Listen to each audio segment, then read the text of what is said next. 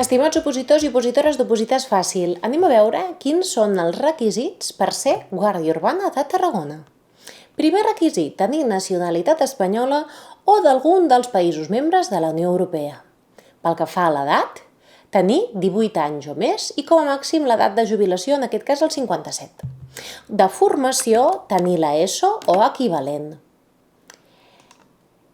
D'alçada mínima, les dones 155 i els homes 165.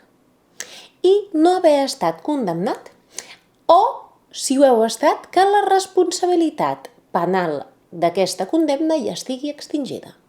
Què més? Tenir permisos de conduir B, A2 i A. Fer una declaració jurada en la qual us comprometeu a mantenir aquests permisos de conduir en vigor.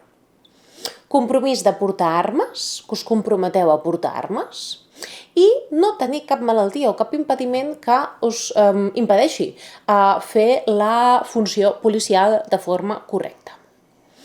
Quan s'han de complir aquests requisits? Que és molt important això.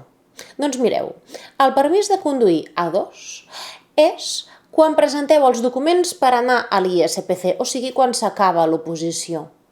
I una cosa important, diuen les bases, quan acabeu el curs de l'Institut de Seguretat Pública de Catalunya, aquest carnet, aquest permís de conduir A2, ha de tenir una antiguitat mínima de 2 anys, feu comptes. El permís de conduir A la finalització del curs de l'ISPC. I els altres requisits, nacionalitat, edat, formació, alçada, dins del termini que presenteu les sol·licituds per a aquesta oposició. Quan es comproven els requisits? Doncs mireu, l'alçada a les proves mèdiques i que no tingueu impediments psíquics o físics també a les proves mèdiques. Procés de selecció, com és? Primerament, és una oposició lliure, és a dir, no és un concurs oposició, no hi ha mèrits, és oposició lliure. I aquesta és la primera fase.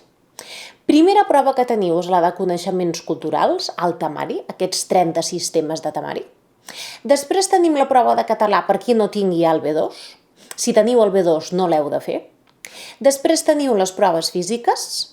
Després d'això ja ve tot el tema de personalitat, psicotècnic aptitudinal, psicotècnic de personalitat i competències i entrevista. I per últim, les proves mèdiques. Si passeu totes aquestes proves i esteu dins de les places que hi ha disponibles, anireu a l'ISPC, que això és la fase 2. Després d'aquest curs de l'ISPC, fase 3, 12 mesos de pràctiques. Moltes gràcies per la vostra atenció.